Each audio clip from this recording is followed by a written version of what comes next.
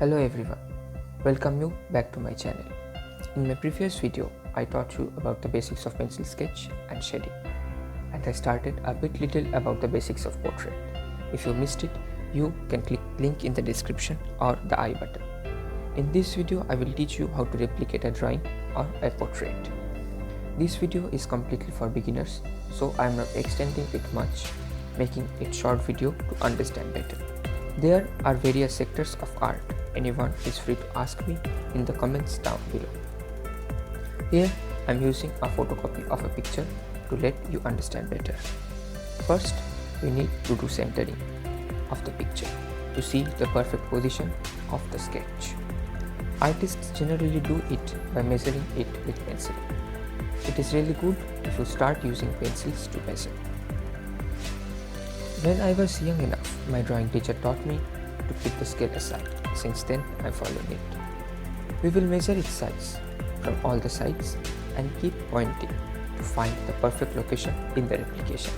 I will do a separate video in which I will teach how to replicate in a bigger size. In our next step, we will draw the lines of eyes, nose and mouth. Now some may argue there are different styles to replicate. Yes, I agree with them.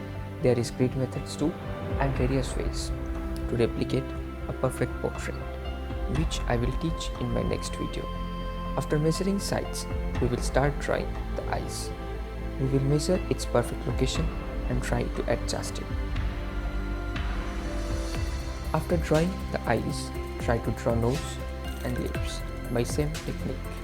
I know it will not come to you directly, but if you practice and spend much time on it, you will master it. Now I want to stop here because there is much more to teach you. This is the baseline of a portrait, to draw the eyes, lips and nose. Once you master it and understand it well, you may move forward to the face. Stay tuned to my channel to see any further updates. I will continue with this in my next video.